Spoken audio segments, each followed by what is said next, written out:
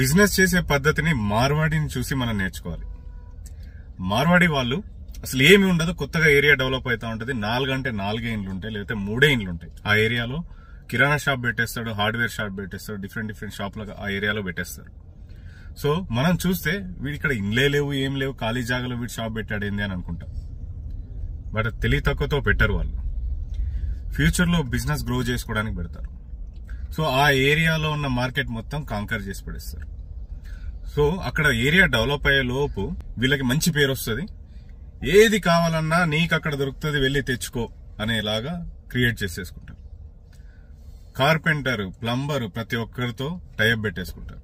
So మనం మాత్రం మన మెంటాలిటీ ఎలా ఉంటదంటే ఈ ఏరియాలో పెట్టడానికి కుదరదు అని మనం అనుకుంటా ఉంటాం. అక్కడ రెంట్ తక్కువ వస్తుంది, ప్లేస్ తొందరగా దొరుకుద్ది, మంచి ఆపర్చునిటీ ఉంటుంది.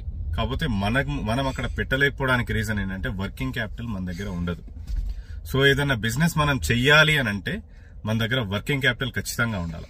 మినిమం 6 నెలలు, మాక్సిమం 12 నెలలు, సంవత్సరం వరకు మన దగ్గర వర్కింగ్ క్యాపిటల్ తో బిజినెస్ స్టార్ట్ చేస్తే మనం కూడా వాళ్ళలాగా ధైర్యంగా బిజినెస్ స్టార్ట్ చేయొచ్చు. Thank you so much.